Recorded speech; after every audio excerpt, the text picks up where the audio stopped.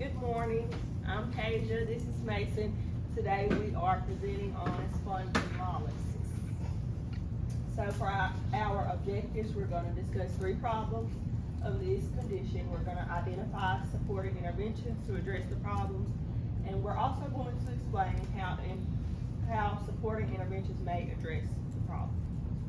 So a little review on our condition. It is characterized as a stress fracture resulting from mechanical stress at the pars. Dr. How do you say that word? Spondylolysis? Spondylolysis. Okay. Pars defect and stress fracture are all used interchangeably, all referring to the same condition. It does not always have symptoms, so it's asymptomatic. The most common sites for this are the L5 and the S1 region. Conservative treatment has been found to be the most effective, and surgery can be performed if treatment does not work, and this typically takes around 6 months to heal. So some impairments and dysfunctions that we may see with this condition is tight or weak hip flexors, decreased trunk strength, and stiffness and reduced spinal flexibility. So first we'll get into addressing the tight and weak hip flexors. So for the max phase, we'll typically do a psoas or iliacus soft tissue technique that we learned in ortho, or an inferior glide of the femoral head. Yeah. And these are used to release tension in the psoas and iliacus to help offload pressure, reducing the strain that's on the lumbar spine with this condition. This will also help neuromuscular activation of the deep core muscles, the transverse abdominis and multifidus spine, and this improves pelvic positioning. So for this, I'll have my patient lay on the mat.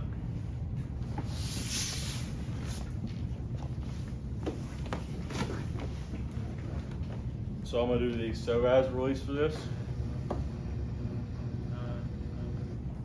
So for this technique, I locate the umbilicus and the ASIS, and the psoas should be right between them.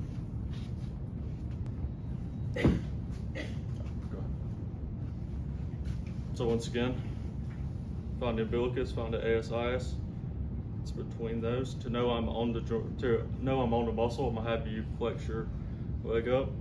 I can feel it popping in my hand, and here I'm just applying gentle strokes.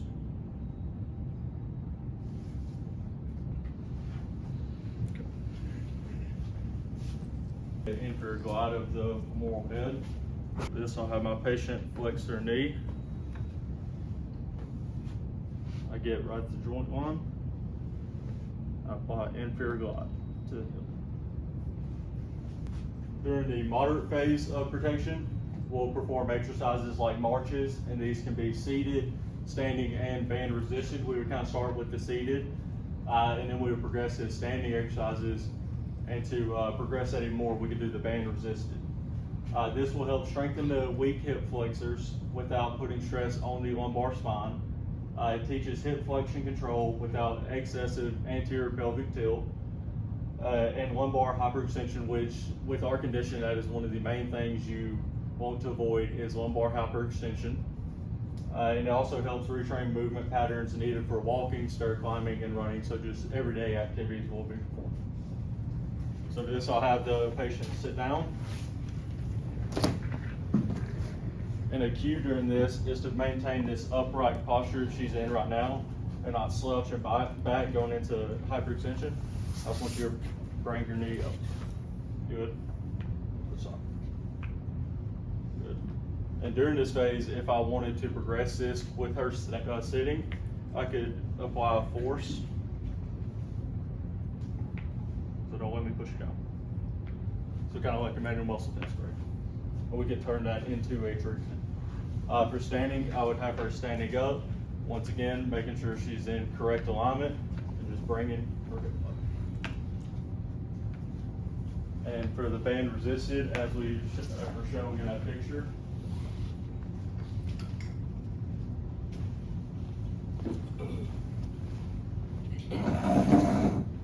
I can have this around her feet.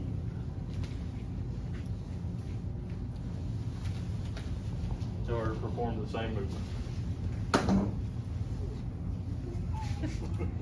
Good.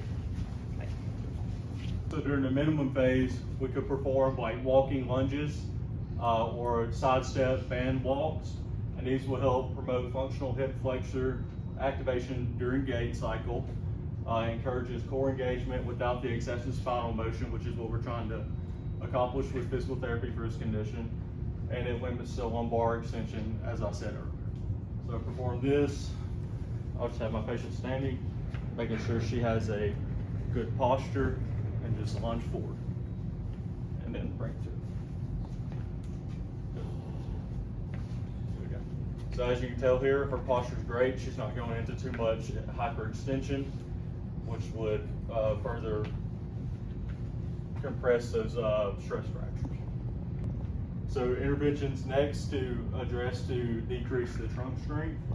So during the maximum phase, we'll perform abdominal bracing and dead bugs, and these will reduce the excessive lordosis in the spine, and once again decreasing the stress on the pars.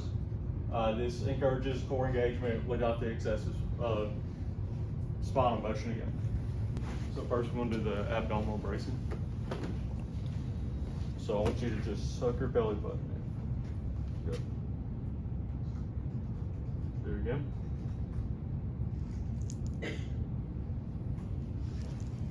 All right, next we'll do the dead bugs. So I have to slide down. Good.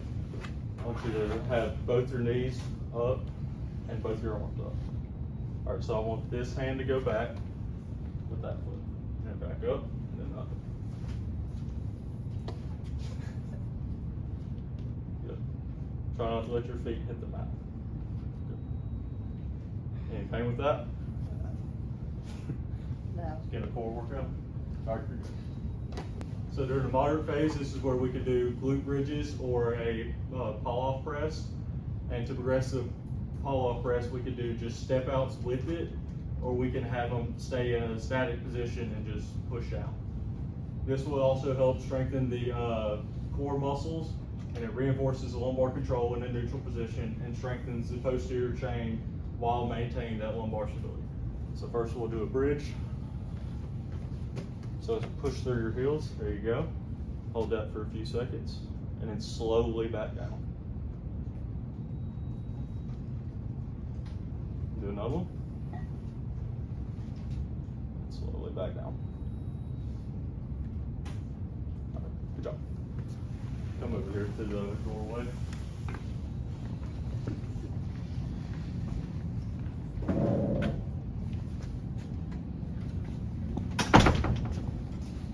So we don't have a good place for this pull-off press, but I'm just going to use the door because that's about chest and umbilicus height between there. That's what you want for this. So for this occasion, I'm going to have you hold it in front of you right here, and I just want you to push out, maintaining that good spinal alignment and engaging your core.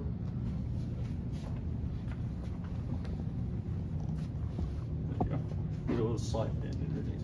There you go. Good. And another exercise we could do in this position is just have them step out. So I just want you to step out with your left and bring your right. Good. Back in. And we would also do the other side as well. During the minimum phase of protection, we'll perform exercises like farmer's carries and planks on the side and the front.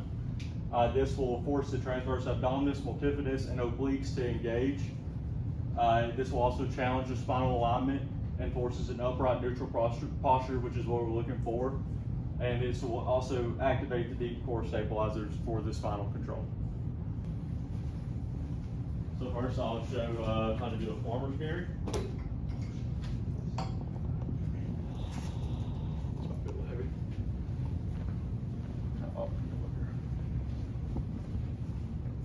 So I just want you to hold with both hands, and I want you to walk kind of where Tia is and walk back. Okay.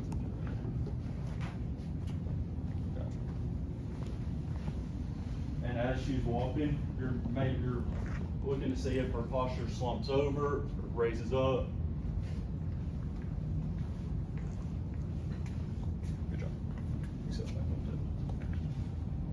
So next we'll perform planks.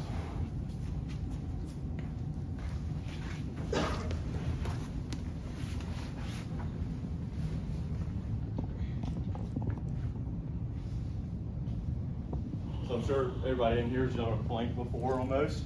So for this, I just want you to go on your elbows. There you go.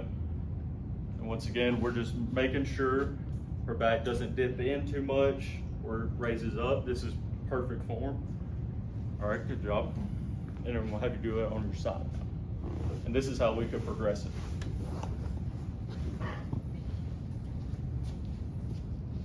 Good. So next we have interventions to address stiffness and reduce spinal flexibility. This is a really broad term, but I'm going to show some exercises that are said to be specific for decreasing stiffness. So first, to start during the max phase, we're going to do some pelvic tilts. So can you get on your back with your knees bent? And I'm going to instruct you to try to put your hip into the mat and roll your hips upward too. Yep, good job. So this is to help maintain spinal stability without excessive stress. So I would give my patient like 3 sets of 10 during a treatment session of pelvic tilts. Okay. Next, we're going to do some knee to chest in the same position. We want to do single leg, so bring one. Okay, good. You can relax your head, hold it for a couple seconds, and put it back down. And then to progress this hold or the stretch, I can have them hold it for like 30 seconds. And this just puts a gentle stretch on the lumbar spine, again, without excessive stress. Next, for the mod phase, we'll do the child's pose stretch. So can I get you back on the mat? And this stretch, well, this stretches the lower back while keeping the spine neutral. Good. And I could ask my patient, do you feel the stretch? Yes. If he doesn't, I can ask him to sit back more. Good job. I can ask him to sit back more or reach for the pillow just to bring a bigger stretch to him. Next, we're going to do some hamstring stretches because the hamstrings can be taut and stiff. So by doing this stretch, it's going to stretch those out. Put one leg out and reach down until you feel a stretch. You feel a stretch? Okay, good. This prevents excessive pull on the lumbar spine. Again, these are very simple tasks to do, but they are reported to decrease stiffness and improve mobility. And next, during our men phase, we're going to do some standing trunk rotation, and this again is very simple. You're just going to stand here and rotate your trunk. Yeah, trying to hold it a little bit at the end range. Good. This overall just improves spinal stability again. Next, we have the bird dog. So, get you on your knees. And you're going to alternate with your one leg, one hand, opposite hand. Good. And then the other side. And I can encourage him to really push. You're good. You're good. Oh, okay. I can encourage him to really hold it like he just done to make sure he's getting a good stretch or workout. And that overall enhances spinal stability and control. Next, we have plank progression. So back on the mat, please. I could have him start off with his elbows, just up on his elbows first, or actually on your knees with your hands. You can bring your hands here and come up on your hands, but keep your knees down. So straighten your after elbows. Yeah, like the first speech. Right here. Oh, okay. Yes. Yeah, so this is how I could start his plank. Even though it doesn't look like a plank, it is a start for someone that may not be able to do a plank. All right, and then next I can get you to be on your elbows and try to keep your spine straight, not sinking in or arching. And then next I can have you do an actual plank, which is on your hands and your toes. Good, and I can have him to hold this, making sure that I don't see an arch or a curve in his spine. This builds core endurance and it just decreases stiffness. Next. These are our references. Are there any questions?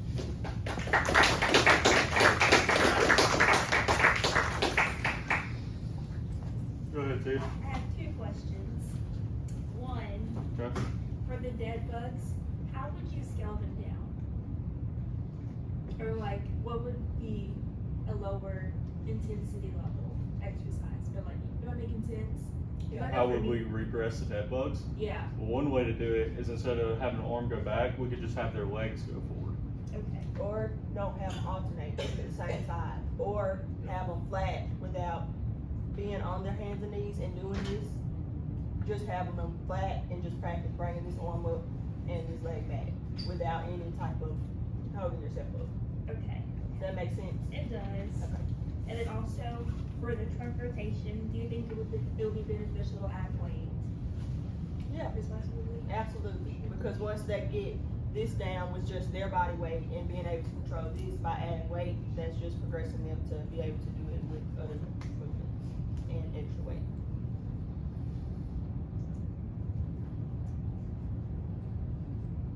Any other questions? Good job.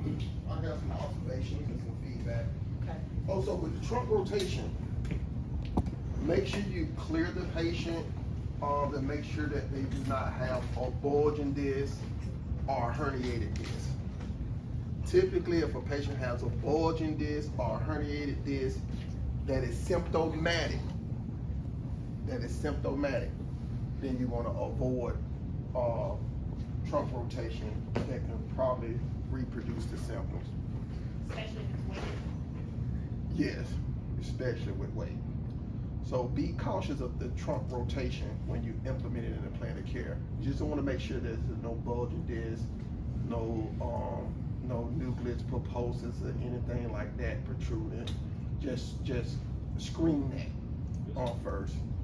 You can ask them if they had imaging, MRI imaging, or anything significant regarding the condition of their disc. All right. So good job. So great interventions. All of those interventions are very, very beneficial. So that was a good question that you asked. How can you regress it, progress it?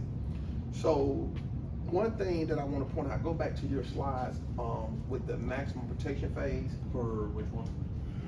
Rehab, maximum protection phase. All right, go to the next one. Okay, so this is good. So you see the dead bugs. So come on, give me a patient. So you asked about a regression, right? So that's good that you asked about a regression.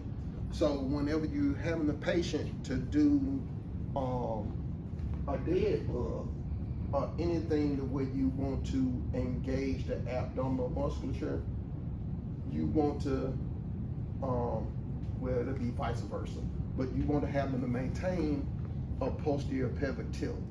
And so they're gonna maintain that posterior pelvic tilt by engaging the abdominal musculature. Because what muscles cause the pelvis to tilt posteriorly? Or to rotate posterior, the posterior pelvic tilt.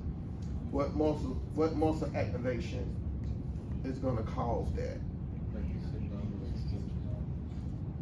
So your abdominal muscles, good, and your gluteus maximus muscles. So glute max and abdominals. So when you squeeze those, contract those together, then you should get a pelvic tilt. So now, squeeze your abdominal muscles in your glutes. Watch what happens. So you see what happens? When you squeeze your abdominal muscles and squeeze your gluteus maximus muscle, what happens? You get a posterior pelvic tilt. Now, just squeeze your abdominal muscles. Are you squeeze your abdominal muscles? Very much there, Dr. Carter. Okay. So, now you see how much the glutes help out with the posterior pelvic tilt. So you want to get your patient to engage their glutes. So even when I work with patients who come to me and they've had strokes and they have a tough time standing upright, I may start them right here and teaching them how to engage their glutes, contract their glutes. And so they get standing, I do modified plantar grade and trying to get them to stand there, I gotta teach them first how to engage their glutes. This is something I start with. Now this is tough because most of us should be able to go into a posterior pelvic tilt just by contracting our abdominal musculature. So this could be a problem list for him. This is assessment. I just did assessment, just that quick. You didn't know that, did you? Just did assessment just that quick. So he has weak abdominal musculature because when you get up here, if I get somebody up here, if your abdominal muscles are strong, that should generate a posterior pelvic tilt without the glutes. But he has to fight the glutes as well. So now he's gonna be a tough case because what I was gonna tell you, whenever someone is doing a dead bug or anything, you want to have them to maintain a posterior pelvic tilt to really engage those abdominal muscles. If you really want to engage them, tell the patient, maintain a posterior pelvic tilt. Try not to come out of the posterior pelvic tilt as doing a dead bug. So let's see if you can maintain. Let's see what he does. So go ahead and do it. Don't worry about the arms right now, just the legs. Okay. And try to maintain a posterior pelvic tilt. Try not to come out of it. So now what is he gonna have to do to not come out of the posterior pelvic tilt? He's gonna have to contract his abs and try to breathe at the same time. You gotta tell him to breathe at the same time. You saw how he was holding his brother, face got red. It can be tough, you know, but this is what we have to do with our patients, right? Right, and relax. So, good job. Did it work you? Oh, yeah. Yeah, it worked. It worked. So that was a good job with that.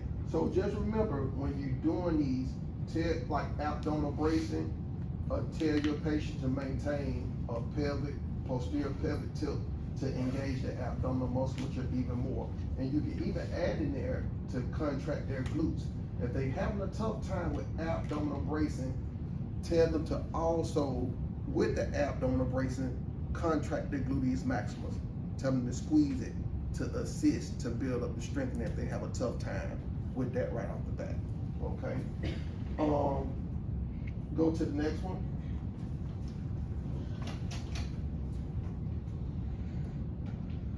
The next back or the Okay, you can stay right there. Okay, so this is good. So even with the single knee to chest, what is your goal with single knee to chest? What? to stretch the lumbar spine without excessive stress. Okay, so they want to stretch the lumbar spine without excessive stress. What don't you want to stretch excessively? The bars, The what? the part where the defect is, the bars. Okay, okay. Stress on it, make it worse. Okay, so that's good. So with this one, you can also have them, if you want to, it is up to you, because you're trying to maintain spinal stability without excessive stress. But with the single knee to chest, you can also have them to abdominal brace as well. Abdominal brace as well, relax the glutes, but you can have them try to abdominal brace with that. Now, something else. I'm about to throw something else at you now. This is another good one for spondylolysis, because sometimes the spondylolysis affects mostly L4, L5. It can affect some of the others as well. So that's the lower lumbar spine. So you want to strengthen the lower abdominal muscles as well. So you can incorporate these concepts right here. So I want you to do this. We're gonna add this. You can add this to the regimen too. This is a reverse crunch. I use this a lot with my patients. They have a tough time with it. So yeah. So but I'm gonna modify it. So feet right here. Take your knees back to your chest. Move your knees back to your chest. Back as far as you can. Now try to maintain a posterior pelvic. Now let your legs down nice and slow. Nice and slow. Okay, you do that about 20 times for while we talking. That was 20. 20 times. I feel a little air down there, Dr. Carter.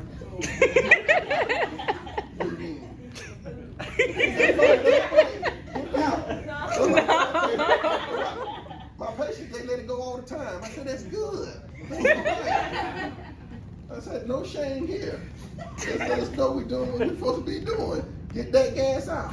Now, I had one patient with back pain. This is when I worked at Jackson with Dr. McClure and I. But I couldn't figure out the patient back source for nothing in the world. I couldn't figure it out. So the patient went and got something done where she said she had a lot of gas built up. And she went and got the gas aspirated and her back pain was gone. And she said, Dr. Carter, it was just a whole bunch of gas. She said, a whole lot of gas causing my back pain. I said, oh man, it beats me. I said, I would never figure that out. You know, and then she graduated discharged. She said, my back is not bothering me now. She said, they got all the gas out. She said, it was a lot of gas, Dr. Carter.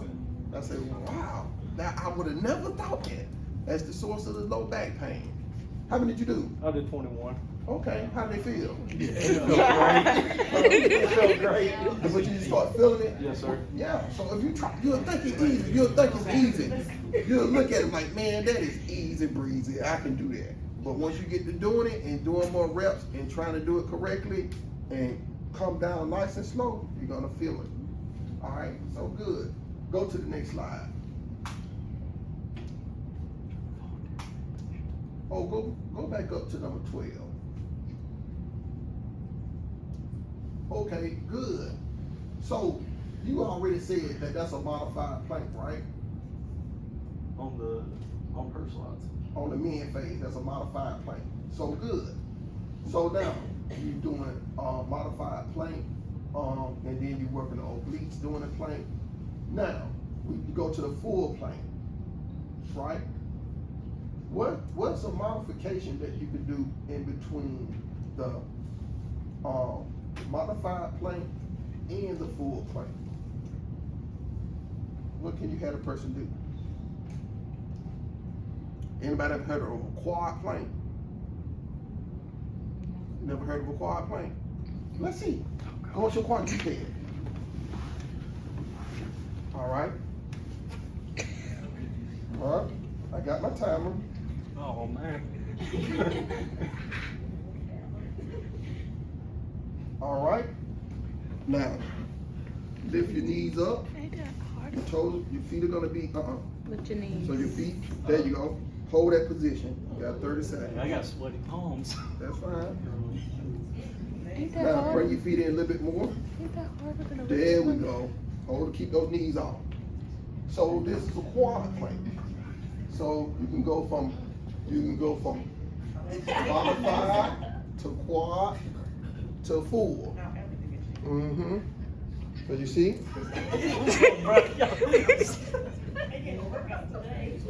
Got it? Keep going. No, it's 30. No, it's 30. Baby. Okay. I got sweaty palms. Look at that. That's Dr. right. Sit down. That's right.